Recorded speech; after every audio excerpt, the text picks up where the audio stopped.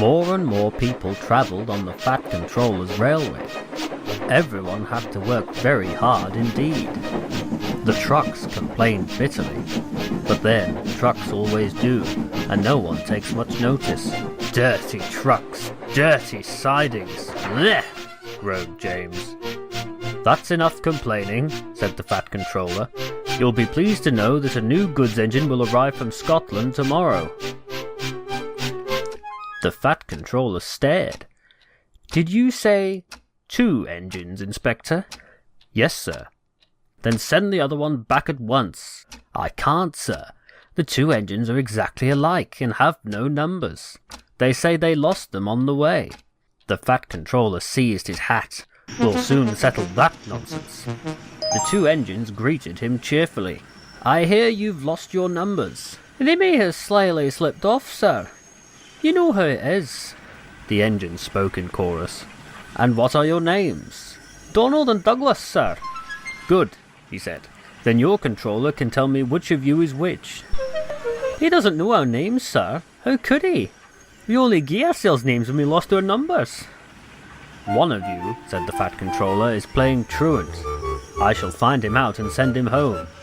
Inspector, he ordered, give these engines numbers and set them to work. Soon workmen came to give the twins their numbers. Donald 9 and Douglas 10. Now 9 and 10, smiled the inspector. Here is Duck.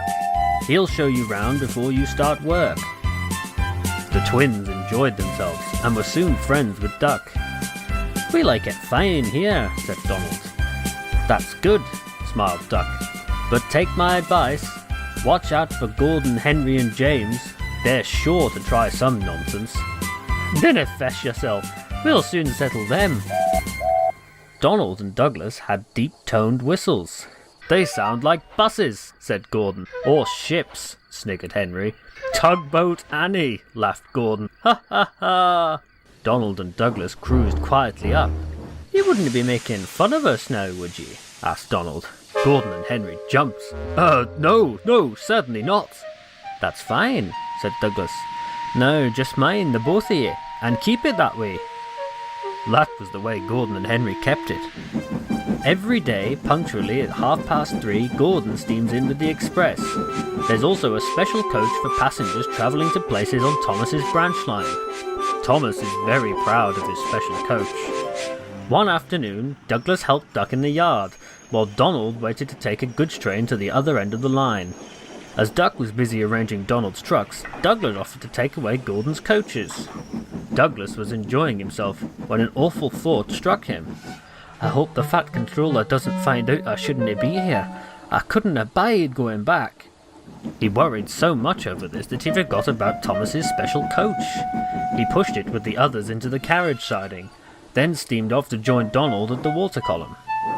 Soon Thomas came fussing. Where's my coach?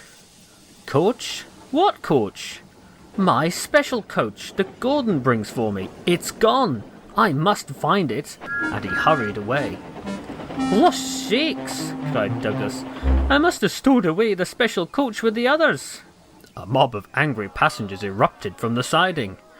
Now listen, we'll change tenders and try and avoid trouble, said Douglas's driver. So Donald with Douglas's tender set off from the yard with the goods train, while Douglas and his crew remained with innocent expressions. Ah, number 9, called the Fat Controller. And why haven't you taken the goods? My tender is awry, sir. The driver showed him the tender, still uncoupled. I see. He turned to the mob of passengers. Please accept my apologies for what happened. I shall investigate the matter immediately. Good afternoon, everyone. The Fat Controller watched the 3 passengers till they had climbed up the station ramp. He swung round suddenly. Douglas, he snapped, why are you masquerading with Donald's tender?